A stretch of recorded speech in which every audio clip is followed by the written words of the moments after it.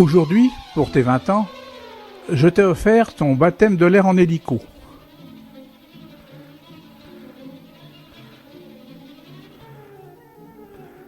Il y en a plusieurs sur le tarmac. Tu aurais pu croire que tu avais le choix, mais c'est pas le cas, hein. Ah non, surtout pas celui-là. Il est réservé pour le retour s'il y a un problème. Ah, voilà le nôtre qui arrive. Bien sûr, ça ne m'a pas étonné de ta part. La première chose que tu as vue, ce sont ces lettres rouges sur la queue de l'appareil.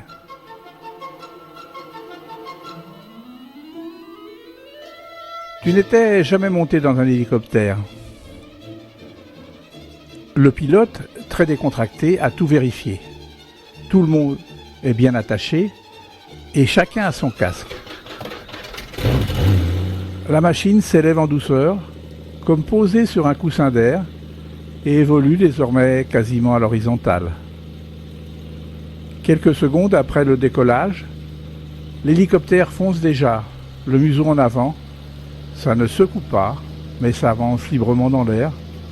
Oh, c'est sûrement l'idée que tu te faisais du tapis volant. Des ribambelles de maisons semblent poursuivre une paisible existence.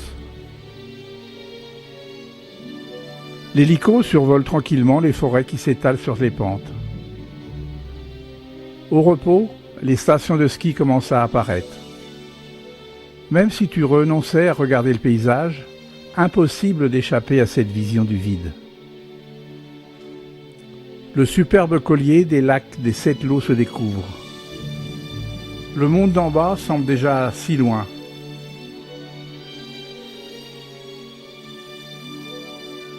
Ça fait à peine 10 minutes que tu voles et tu as l'impression d'y être depuis 1 heure.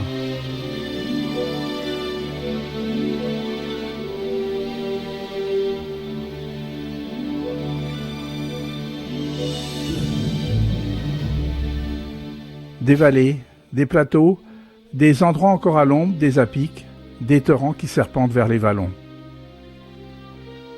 Tu passes des jumelles à l'appareil photo, mais tu sais d'avance qu'il faut mieux regarder avec tes yeux, parce que les photos ne rendront pas. Tu respires calmement, tu te persuades qu'il faut faire confiance à la technique. Tu écoutes la voix du pilote qui parle toujours pour te décrire les paysages traversés. Le paysage file sous tes yeux. Tu as demandé de t'approcher du massif de la Meije pour avoir une autre vision que celle que tu connais de la vallée.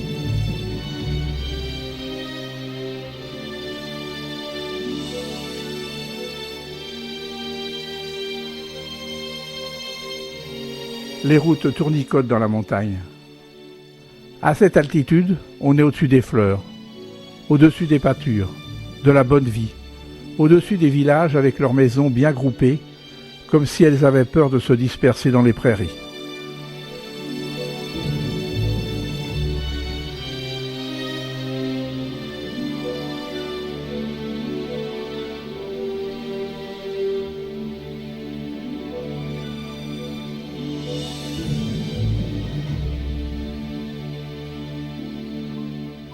Ah, voici la Meije.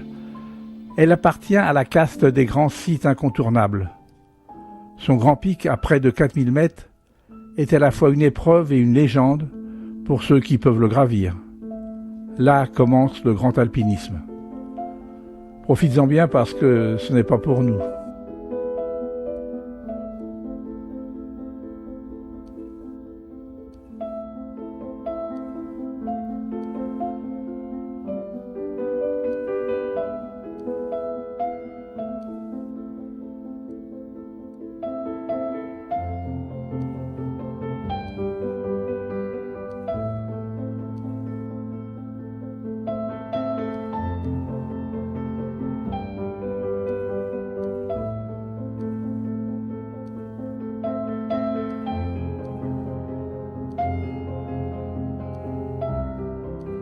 Le barrage du Chambon, accroché à un étranglement naturel depuis près de 100 ans, dévoile sa couleur émeraude.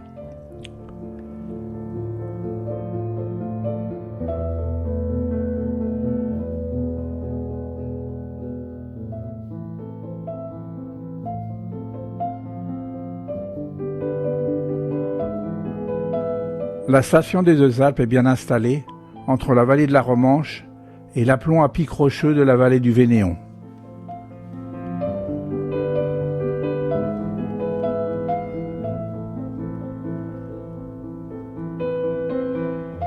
Les distances nous paraissent courtes, puisque nous arrivons tout de suite sur l'Alpe d'Huez.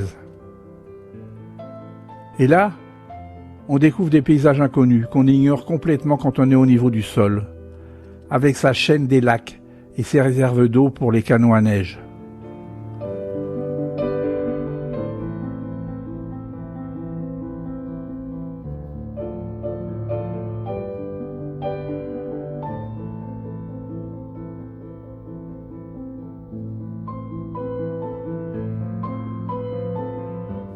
La vallée de Bourdoisan s'étire bien à plat, prenant la place de l'ancien lac fermé par un barrage naturel qui a lâché il y a 1000 ans, inondant la vallée et provoquant la plus grande catastrophe de Grenoble.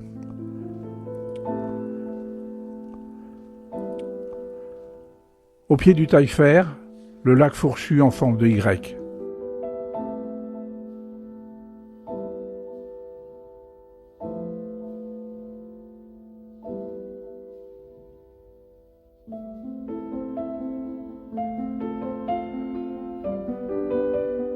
Voici les lacs Robert, qui sont un joyau serti dans un décor majestueux, lunaire, merveille naturelle, si proche de la ville et pourtant si haut dans les montagnes.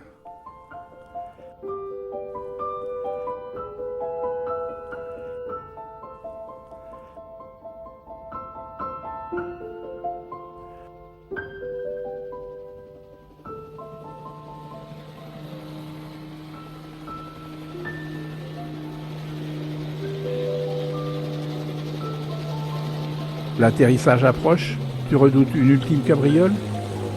La descente commence. L'hélicoptère aborde la base horizontalement survolant la piste.